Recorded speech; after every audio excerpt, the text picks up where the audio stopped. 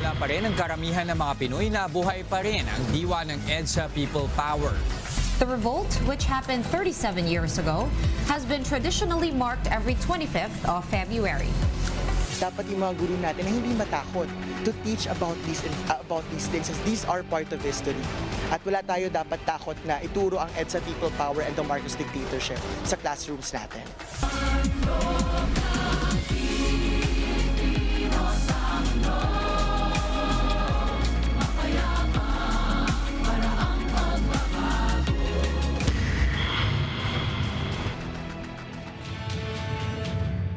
Where were you when the 1986 EDSA revolution happened?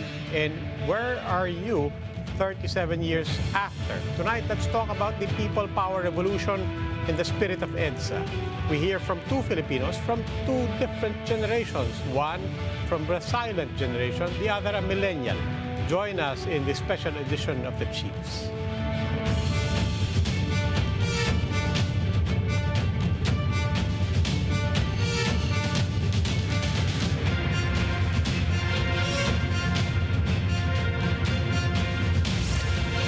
Ako po si Robbie Alampay. Kasama po natin online Ed Lingaw ng One News. He's joining us from Makati.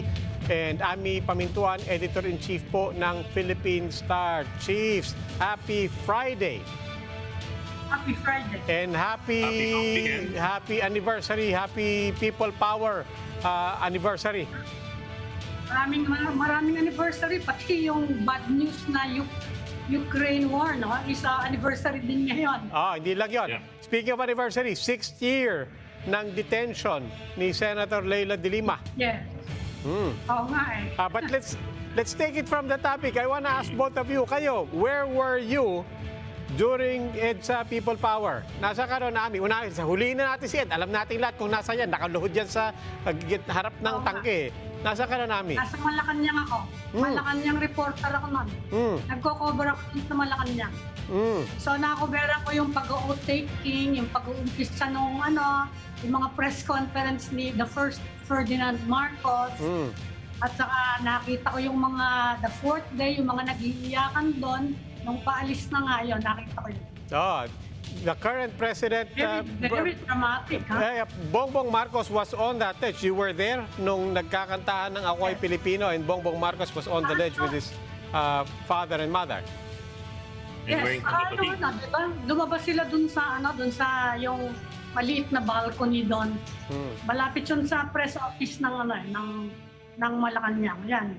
Andun, maraming loyalist dun sa harap nila. Ikaw, Bok, everybody knows by now, nandun ka, naka-Ray-Ban ka, naka-shades ka, nakaluhod ka sa gitna ng tangke, tapos mga madre, o nagtatago ka sa likod ng mga madre. Pero anong, but tell us about that. But there's something I wanted to clarify. Periodista ka na ba nun? Hindi. Third year college ako nun. Bata pa ako nun. Bakit ngayon? I was taking up journalism, third year in UP. That's why I was wearing a vest. Kasi alam mo yun, feeling journalist to be. Ganun ba? Let's can we try to situate that for people who were not there? Kasi nung time na yun, lahat ng landmark wala doon di ba? But that was, I think... Except for the POEA. The POEA is still there. The POEA was prominent behind us kasi we were along Ortigas near the corner of EDSA, facing towards Ortigas Extension. Ba? Yeah. Pero ano pa lang yan, Talahiban pa lang yan. Walang Robinson's Galleria doon, walang, di ba, pati Corinthian Gardens, wala nun.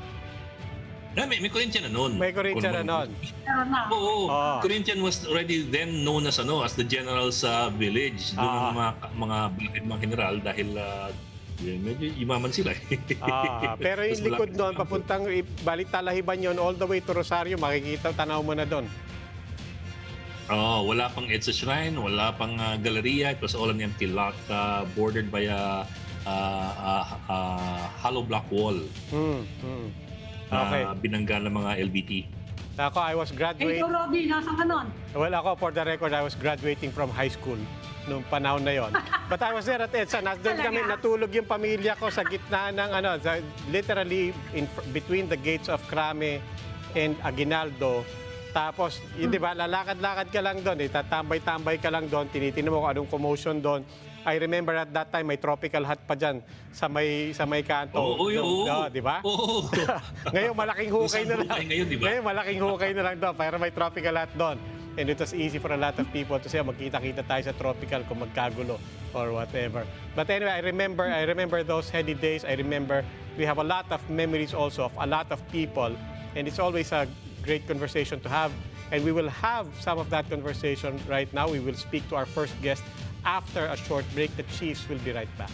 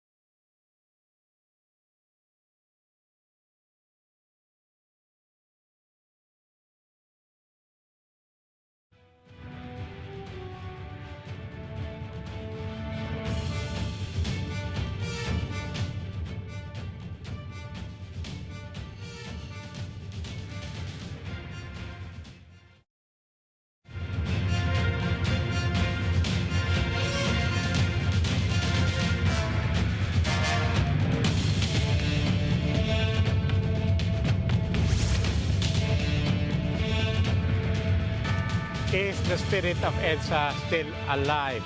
Let's ask former National Security Advisor Jose Almonte, now a retired general and a book author. He joins us on the phone. Good evening, General Almonte. Welcome po to the Chiefs. Yeah, good evening po. Sino ito? Si Robbie Alampay po. Okay, Robbie. Kasama rin po natin si Ed Linggaw at saka si Ami Hi, sir. Pamintuan. Okay, si Ed. Okay, Ami. Oh, Good sige. evening, General. General, marami-rami na po tayong EDSA People Power commemorations. But despite that and all of these years, every time February 22 to 25 rolls around, what's the first thing that pops into your mind? The People Power Revolution is what comes out in my mind. We, of course, always know where, your principal and good friend FBR was. Everybody knows the images. Everybody could, given everything that was written down as well, alam namin down to the hour probably kung nasan siya in these days. Where were you exactly in these days? Well, I was with him all the time. I was with FBR all the time. I Sir, was if I may, beside sir. him.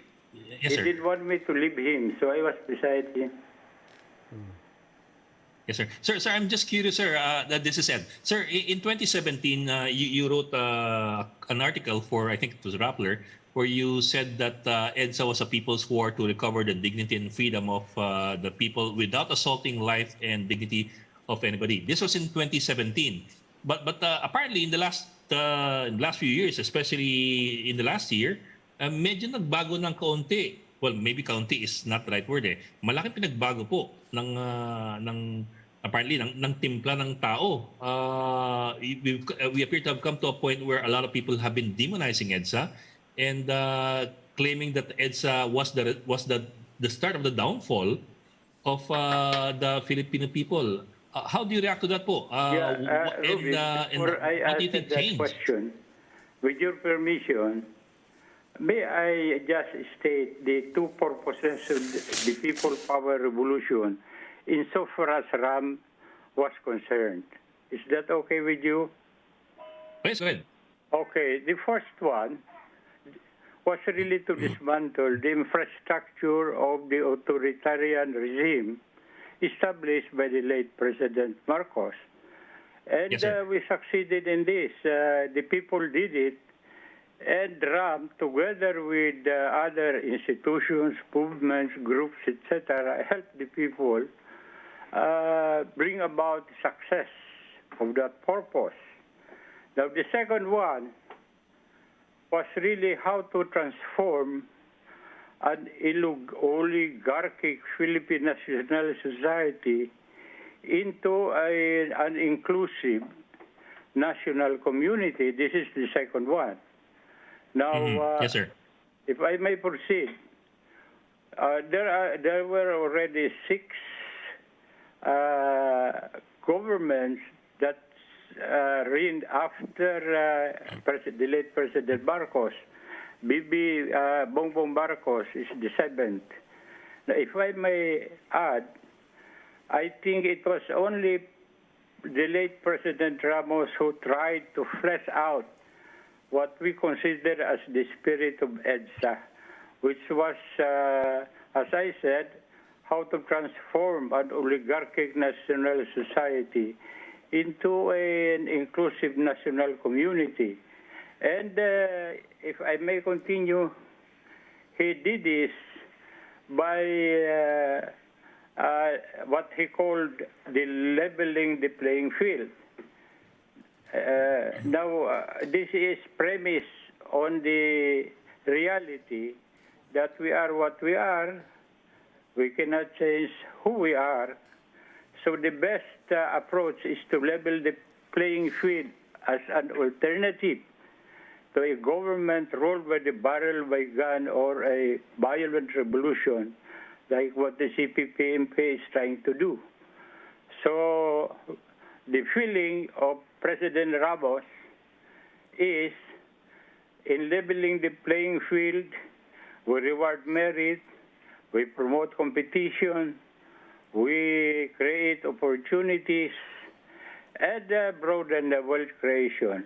Now, he did this, as you know, for instance, he dismantled PLDT. So we were not bypassed by the information revolution. We have smartphones, halimbawa. Now, he opened government lands like the military reservation in Fort Bonifacio, now a global city, so-called. He abolished the franchises given to few families in inter-island shipping. So we now have a good sea transport between islands. He he liberated the air transport so that, for instance, Cebu Pacific has progressed. So a few others. But Yes, the sir. whole thing was not finished because 6 years is really not enough to complete a vision of developing an inclusive national society. Well, General, in fact, ang sinasabi ngayon, of course, the difference today is we are celebrating the 37th anniversary of EDSA under the only son and namesake of Ferdinand Marcos. And people are saying this is a repudiation of the people power movement. What do you say about those observations, General? Sino ito, Ami? Si Ami ba ito? Yes, opo. Ami, pakiulitin mo nga yung essence lang ng tinatanong mo. Ito daw kasi we are celebrating ngayon, General, with Ferdinand Bongbong Marcos as president. At Okay. sinasabi ng mga tao that's his election by a landslide, no? Is a repudiation of the people power spirit. Ano po yung masasabi niyo doon? Ano yung sinasabi that it is a contradiction or what of the people power spirit? Ganun ba yun? Papa. Repudiation, rejection. Rejection. This is my sense about that. All the governments after President Marcos, I think did not perform in terms of really trying to realize the so-called spirit of EDSA, which I have explained earlier. In fact, to my mind, it was only President Ramos who tried to do it. So the people were frustrated, and in that frustration, they elected BBM. That's my sense. So nagtatanungan ngayon ng mga tao, saan daw yung failure nun? Can you be more, saan daw nagkamali yung mga along the way? In the sense that, well, I hope they understood the spirit of EDSA. But if you look at the administration, no one really has tried to reform the entire economic structure. In fact, even now, BBM, I have not yet seen, it's already about a year or so, I have not seen any policy on his part to restructure Philippine society. It's just a continuation of the old administration. In the meantime, sir, I mean, another area of reform that people attribute also to that change was on the front of the military itself. One, demilitarized the police and then depoliticized the military. How do you gauge the success or that effort over the past 37 years? Well, once a military is politicized, it's like a toothpaste. You cannot return it back. So the only way is to reorient the military so that they will be the protector of the people, as is stated in the Constitution. They'll be aware to protect the dignity, the rights, human rights, the freedom of the people. So, but to say, to reform it and change it to the old one, I think that will not be easy, or maybe it can no longer be done. Now, as to the police, I think the reform made in the police is to make it a civilian control. That's why the police is under the interior, not the DND, as it used to be. Okay. Sir, medyo bubukuto ka ng konti, sir, if you don't mind. I think it was in 1956, you were fighting against the Hooks, the Hook Balahap. And I read that you... Yes, sir. Can you hear me, sir? Sige, go ahead. Medyo dahan-dahan lang. Go ahead. Yes, sir. Sige, sir. Yes, sir. I think it was in 1956 when you were still fighting against the Hook Balahap. I read that you were asking yourself then, bakit sila nagre-rebelde? And you said then yourself na you found yourself groping for an answer. But so many decades down the line, now we come to 2022 and 2023. Have we resolved that question? And where are we as far as resolving the insurgency? May I just put in perspective that at the time our mission was to interdict the Hook Balahaps who were moving from the plains into the mountains in Sierra Madre. Now, we used to ask ourselves the question, why are we hunting and destroying the very people who paid for our schooling, for our education? Now, the answer was that because they are rebels. Now, our next question was, why are they rebelling? Now, we will never able to get a satisfactory answer to that second question. We only understood it fully during the EDSA revolution and after. And that is where we saw the Philippines divided into two warring groups, those who have the wealth and those who do not have it. So the solution, as when Ramos became president, was, as I said earlier, was to level the playing field.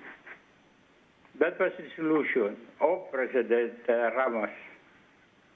Now, if we are like this, because even if it about how many years, so many years already since we discussed that, maybe 40 years or so, it's because you cannot really rebuild a nation in a few years. It takes time because education of the people to be, nation-centered takes time. Yes, sir. General Almonte, one last question na lang po. 6 years, obviously, as every administration has proven, as you said, is not enough. But we're now marking 37 years. Is that too long? Well, if you look at the life of a nation, which is supposed to be without end, that is not long. But in terms of our lifetime, well, that is too long. Okay. General, one of the earliest programs of the Cory Aquino administration was to create a new constitution. And now there's a movement to amend it. I know that General Ramos, Fidel Ramos was the first to initiate an effort to amend the constitution. You think this is the time to amend or to rewrite the constitution? Well, Senator Ami, Si Ami po. I was the lead in the People's Power Initiative to Yes. allow Ramos to run again because we would like to continue the reforms that he had been undertaking. But we lost. The Supreme Court ruled that it's not constitutional, although it is provided in the Constitution. But that's the Supreme Court. Okay. General Almonte, sir, maraming salamat po. Oh, sige. Salamat. Thank you, General. Thank you, sir. Former National Security Advisor Jose Almonte. And we will still be talking about the 1986 EDSA revolution. We're bringing in our second guest after this break. Keep it here on One News.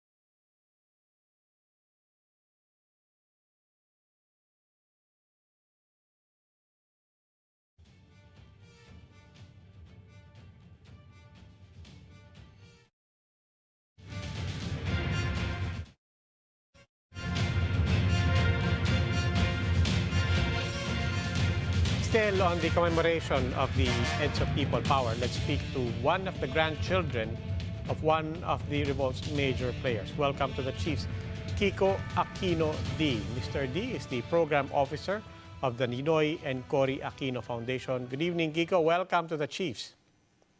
Good evening po. Thank you very much po for having me. And Good evening po, ma'am, let's Fred. spell that out. You're not only with the foundation, you are the grandson of Ninoy and Cory. di ba? So everybody knows Opo, the opo. the son of Viel. Yes, yes. Okay. correct po. But not with, itatabi muna natin yung Aquino. Let's start with something even more basic than that. Ilan taong ka na, Kiko? 31 po. 31 years old po. I was born 1991 po. Parang wala pang 1 year ng presidential term ng lola ko po yung naranasan ko. And then, yun po. Okay, so we won't ask you where you were in the 1986 revolution.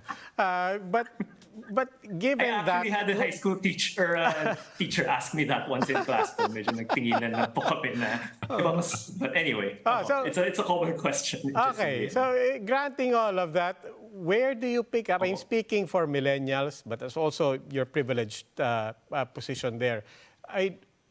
Where does everything that you know or you think you know about the EDSA revolution come from? Well, ano po, of course, I learned about it from my parents first. But interestingly enough, there's a lot that I ended up learning in school, history classes. I took political science in college, so definitely there was discussion about the sort of democratization process of the country. So I sort of appreciated what happened on Feb 25, 1986 a bit more. Or the 4 days of EDSA a bit more at that time. And then now, currently, the work we're doing in the foundation is we're sort of digging through a lot of the old materials of my lolo, my lola that they sort of left behind. We weren't able to, we sort of neglected to index everything properly. So we're sort of digging through those materials again while we're we're preparing po kasi for the 40th death anniversary of my grandfather, si Lolo Ninoy. So we sort of want to be able to present something new to people during that come August. So we're sort of digging through that through our materials.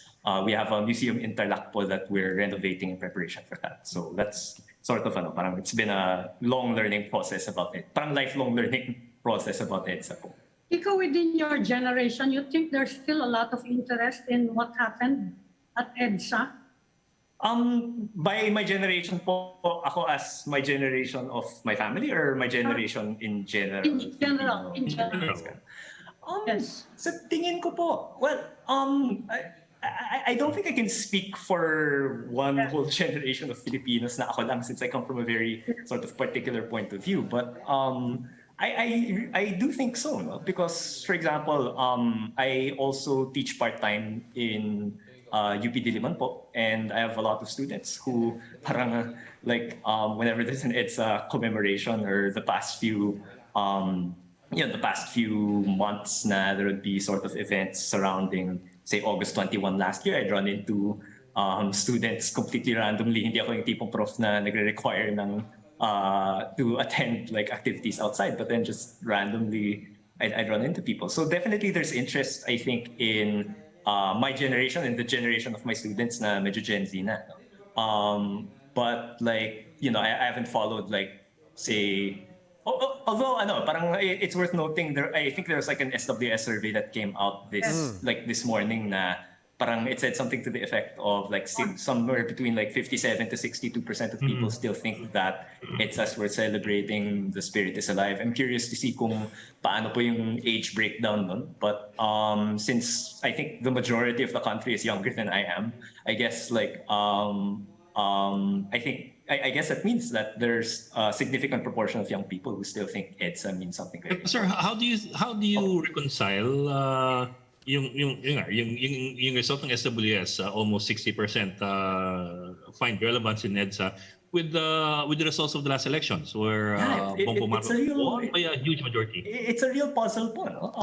Because talagang it's so stark eh. So a majority voted for President Marcos last 2022. And yet the majority also says that the spirit of EDSA is still alive and EDSA is still worth celebrating. So it's it's definitely something worth studying more. Na, for example, since I work now with, or I'm spending more time working with Aquino Foundation now, our purpose is really to, well, initially just to perpetuate the legacy of Lolo Ninoy when si Lola Cory set it up. But now we sort of have three characters, three stories now that we have to tell.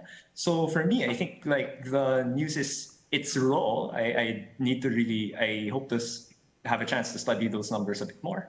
But it's raw, but it's also exciting kasi parang it sounds like there might be a bigger group of people who are receptive to our story than maybe the 2022 elections might have revealed. And then siguro another thing lang po that is at the back of my head also. I had a chance to look at many years ago, I had the chance to look at the 2010 exit polls poll. And an interesting finding there was like, for every 4 people who voted for my uncle, si Pinoy, for every 4 people who voted for him, 1 would have voted for President Bongbong Marcos naman when he was running for senator at the time. So there's this weird intersection of people na they both vote Aquino and Marcos, and it's something hard for me to comprehend, syempre, coming from one particular side, but it's definitely something worth, I hope to sort of dig into that a bit more. So it's a puzzle. Yeah, but it's not just the elections per se, but it's also it's also the apparent demonization of 1986 and that narrative that it was the start of the downfall of the Filipino people. You ganun, you also have that playing in the background there, and you have that amplified and magnified by a lot of people, especially on social media. So I'd like to ask you that as a political scientist. Right. What do you think is the reason for that apparent contradiction or paradox? I mean, I think ultimately put it's a puzzle. Like, I don't teach full time anymore. I'm not a full time faculty anymore. So baka there might be some people sa UP Department of Policy who've made some inroads into answering that question. But I think just in general, parang people are complicated. Like parang syempre ako, it's easy for me to see this as like the stark binary na if you think Aquino is the hero, then it's easy. Then it makes sense to think of like Marcos as the villain of the story. If you think Marcos is a hero, then it makes sense to think of Aquino as a story. But it seems like there's a chunk of the population that has maybe a more, I don't know if the right term is nuanced or just a different view of things. So that's it. It's really a paradox. Now, how did we get here that there's such a big chunk of the population that whether it's like 38, 43, or maybe even higher.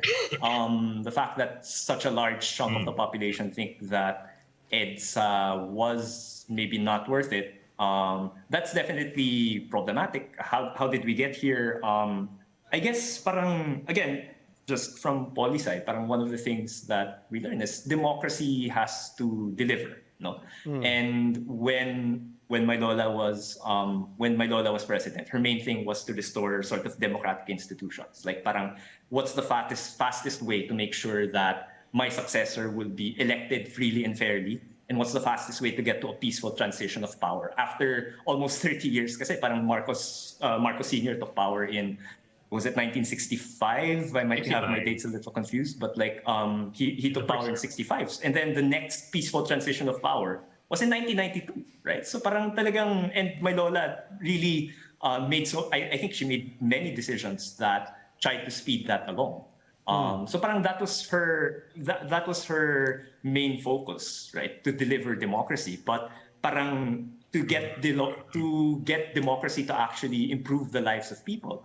I think I was able to catch the tail end of General Almonte's video earlier. Parang his point stands, no? Parang you need consistent, not necessarily same party or definitely not same family, but you need a consistent leadership across those years that want to make a significant dent, a significant improvement in the lives of people, and not to single out one particular administration or another, but parang the proof is in the pudding, right? Parang we're not where we'd like to be after 37 years of post-EDSA, right? Yeah. So, ayun, parang I think there's a lot of blame to go around, and I can't really single out which one. Yeah, Kiko, there's obviously a battle or even a war of narratives going on right now. It's playing out in all platforms, from social media to movies. Yeah. Are you, as a teacher also, notwithstanding what you said, you're not teaching right now, But are you concerned about these different platforms, about how narratives are being told, about how, if you don't know or understand any of these platforms, dihado ka? I mean, how confident are you that facts, that truth will in the end win out in the current environment and with the current platforms? Siguro. So first po, I am still teaching part-time po actually, just not full-time anymore. But siguro po, how confident am I that the truth will win out? I think, so siguro, yung Tito Noy ko po, I think he was the type to really believe that parang the truth will fend for itself, right? Or the truth parang the truth will come out. No? Parang come hell or high water, no matter what, the truth will come out. I think the last few years has said that yes, I think yes, the truth will still come out, but there's a lot of effort that has to be put in sort of letting that happen. Diba? So that's sort of why on the end of, at least on my end, na parang the work we're doing with Aquino Foundation, there's a lot of, like right now for us, it's a bit more of a time of introspection. Na parang originally, the foundation was made to perpetuate my Lolo Ninoy's legacy, but the way Lola thought to do that was, okay, kung as long as we're doing good work, then the story will tell itself. No? And that good work should not disappear. No? Parang we're still, we're sort of like looking at reviving like our scholarship program after na nag-pause muna under when the pandemic happened. But aside from that, we want to be a lot more deliberate about telling that story. Now, the particular means to tell that story, how do we is it movies, is it TikTok, is it podcast, is it whatever, is it still books and museums? I don't think those should go away, but that's something that we're still sort of constantly trying to figure out. And we are transparent about thinking that medyo catch up to, no? Parang we weren't I myself am not particularly social media savvy, so parang kahit ako I'm also learning. Right. Kumbaga, I'm catching up with people my age and people younger as far as like familiarity with these platforms. Because the Aquino family is actively engaged in, consolidating perhaps the opposition, considering what happened last year. So I wouldn't. So I can only speak po in as far as yung my own family, my mom, yung mga tita ko, the children of in Cory. We're not really, kumbaga, I think what we see as our future is as citizens, no? Parang, which is what, in a way, what Lola Cory envisioned for us. No? Parang, definitely she served reluctantly for sure, but she did her duty at that time. And then I think the last few years of her life, that's sort of the story we want to tell a bit better when we renovate our museum. It is really about teaching us how to be not political leaders, not seeking political office, but how do we still be citizens? How do we still be active in the politics of our country without necessarily sort of holding seats, contesting elections? So I think, of course, parang to my knowledge, like I've talked with my cousins, talked with my parents, my aunts, my uncles, parang I feel like we all are sort of on the same page na yun yung nakikita naming future for the family, that we're citizens, active citizens, we still do our best to pay attention to everything going on,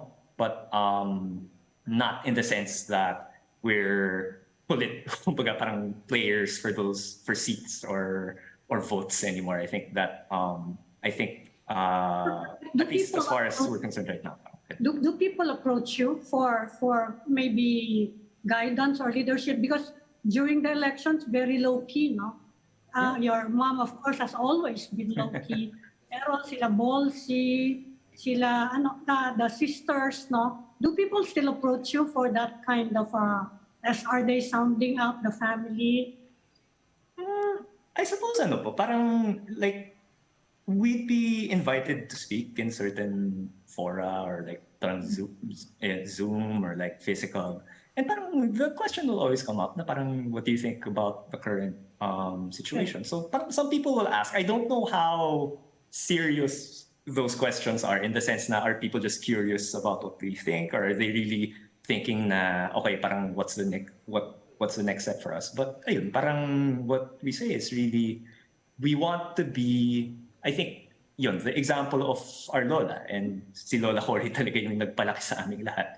The example was parang especially I knew her only less than a year of my life as president, and from 92 to 2009 as a citizen. No? So parang that's the example we would like to follow. Parang how to be an active citizen, especially now na parang we're admittedly moving in a less sort of democratic direction the last few years. How do we be citizens in that kind of situation? So I think that's the question we sort of want to answer, also by telling their stories as well. Nobody's contemplating entering politics in the family at this time. At this point, I don't think so po. Yeah, no. Contemplating, kasi ano naman po parang I think we just, Tito Noy it might seem long ago for a lot of people, but for me, sariwa pa rin sa alaala ko na like, I didn't see Tito Noy for practically 6 years, and then my Lola Cory's term, I wasn't alive for the time, but my mom would still remember like parang coup d'etats and everything. So parang it's a very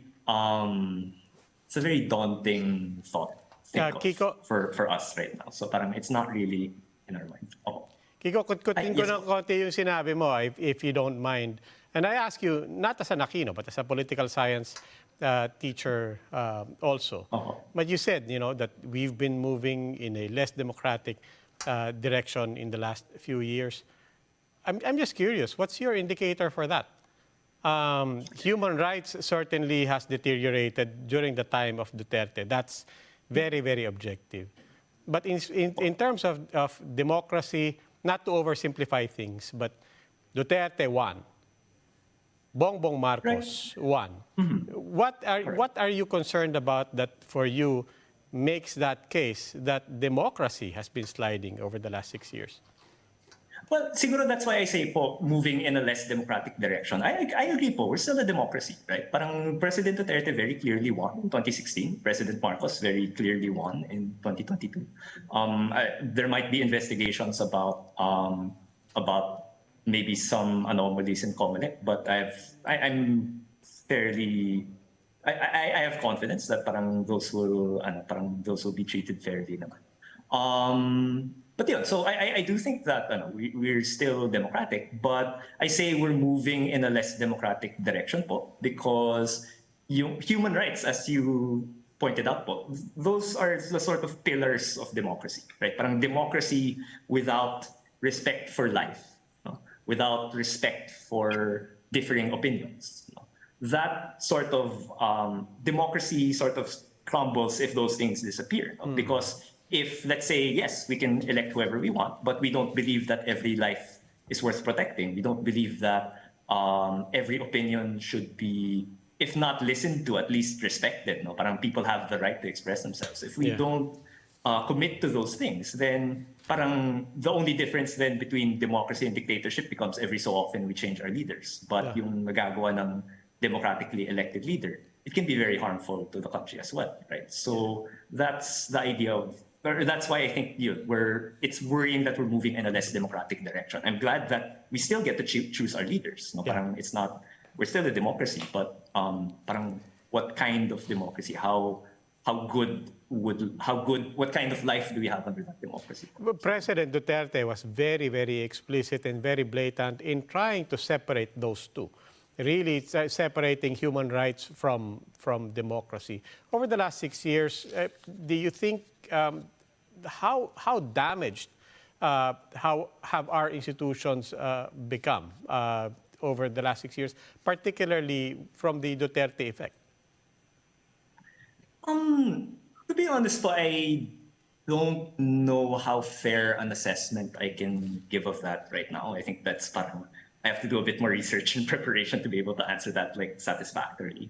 But siguro just my main concern is just the basic idea that parang it's wrong, it's bad if someone is getting killed especially, I mean, generally, I would argue it's bad if someone's getting killed, but parang especially without due process of law, that like you have a right to your life and your liberty. Everyone is equal under the law. Everyone is guaranteed the same protection, the same process. Parang, yun, look no further than Senator De Lima right now. Parang, she's in jail for reasons I can no longer keep track of. Parang, was she given due process of law, right? So, like overall the institutions, parang I need to do more research and do more observations to give like a full picture of that. But there's certain indicators that that are pretty that are pretty stark. How many people were killed in the last 6-7 years? How many and yun, parang unjust imprisonment, etc. So not a complete answer, but that's where I'm at.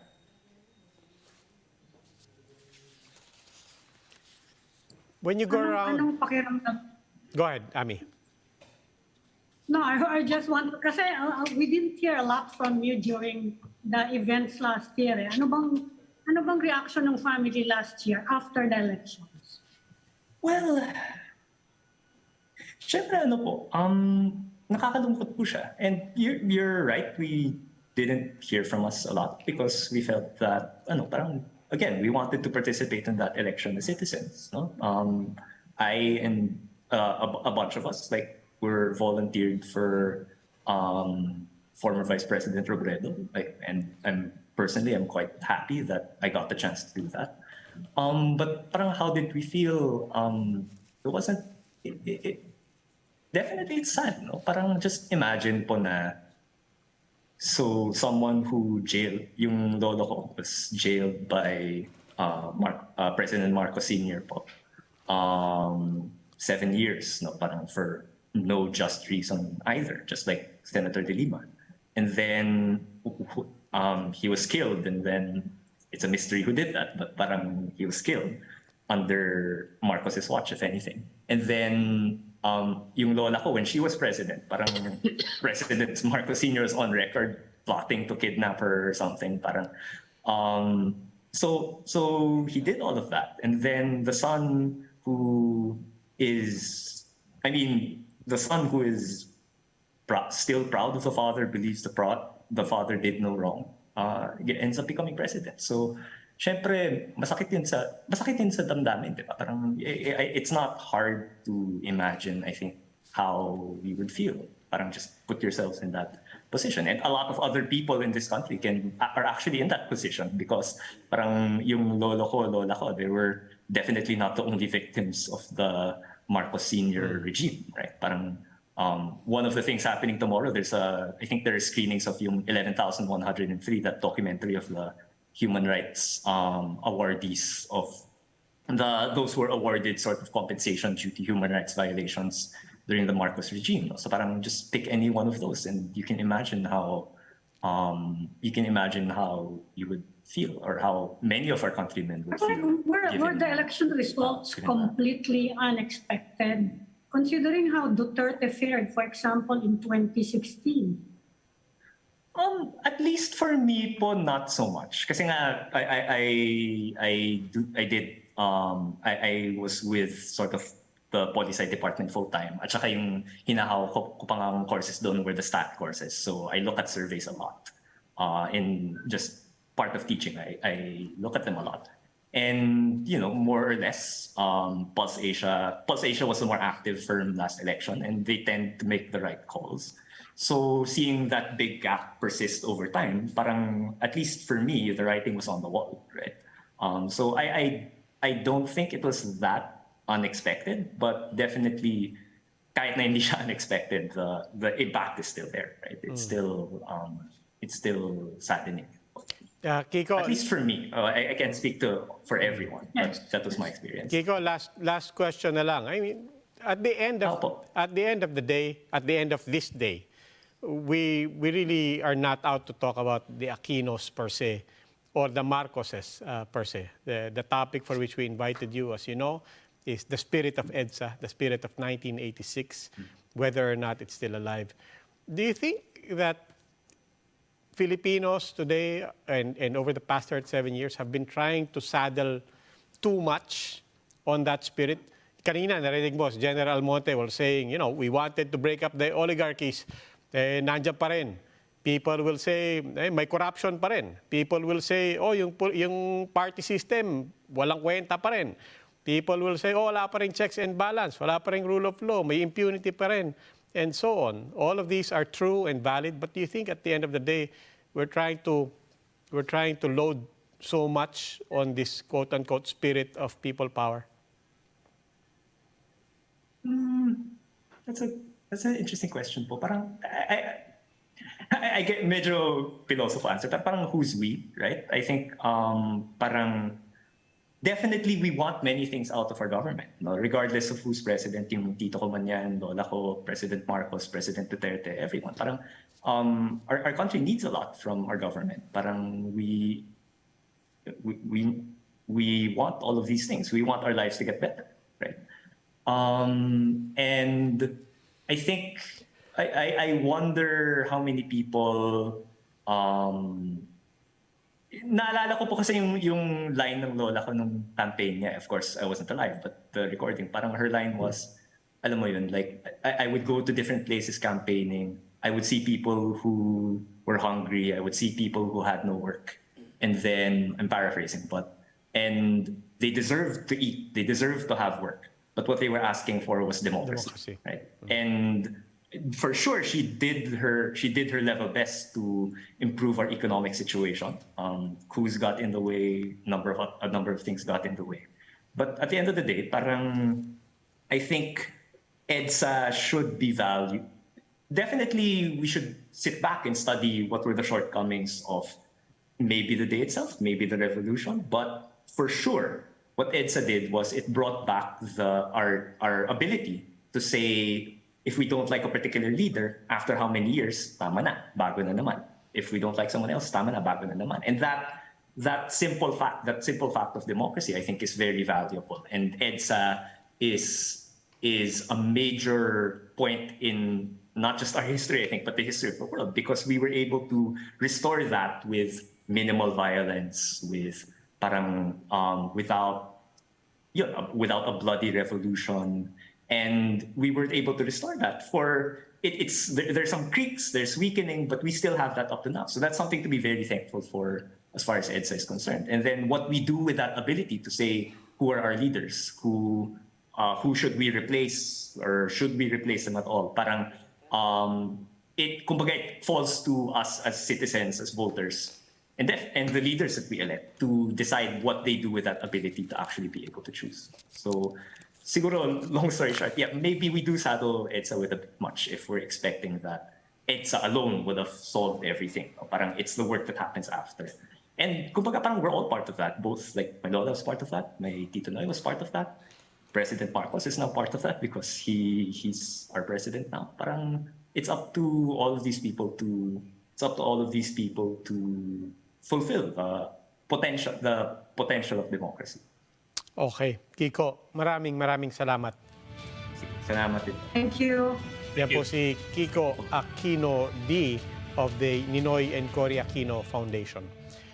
And that's it for the Chiefs this week. We hope what was discussed will keep the conversation going. I'm Robbie Alampay.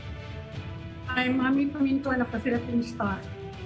I'm Madlingao. We are One News, all sides, all the time.